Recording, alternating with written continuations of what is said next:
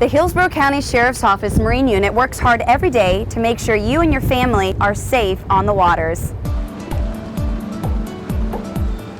Some people think that you guys just go out on the water, make sure no one's drinking while they're out on their boat, or make sure they have their life vest, but there's a little more to your job. Explain that.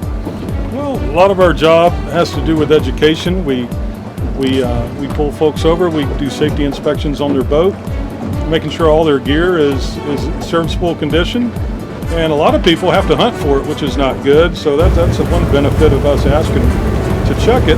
They actually know where it is after that. You got the bill of sale with you or anything? I've got a copy of the title. I got a copy of the title and a copy of the yeah, let me see what you got. The safety gear that you have to have on board to be legal is you have to have a wearable life jacket that fits each person on board. All right, I see those two. Do you have one of a square seat cushion, throwable type flotation? You have to have a throwable flotation device, which something to throw in the water, whether it be a life ring or one of these square seat cushion types with the handles on it. All right, what about a fire extinguisher? You got one of those on board? You have to have a fire extinguisher.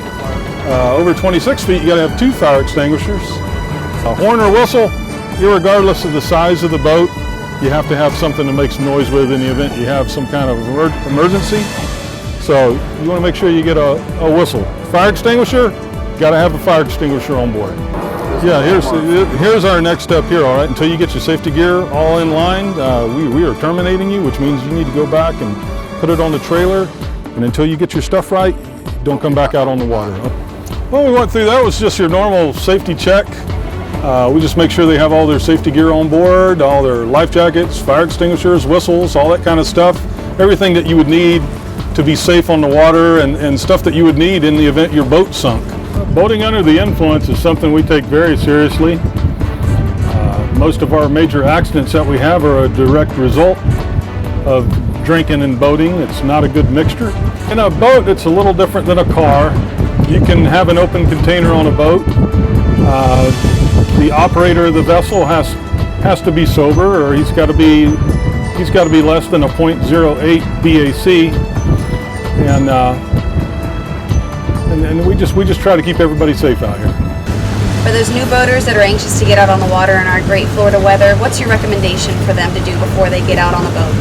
Well, the number one thing is to check the weather before you go. Very important.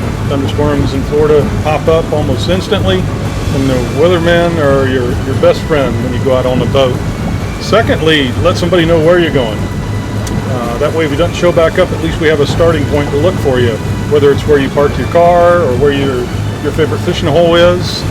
And third is have some form of communication, whether it be a cell phone, a VHF radio. So put a little thought into it and save a little battery for the unexpected. For those that want more information on what's required and some of the laws, can you tell them where to go? The best information out there is on a website, myfwc.com. It has all the fishing regulations, all the safety regulations. It has all the exclusionary zones, all the different zones you can and can't be in. Very informative website.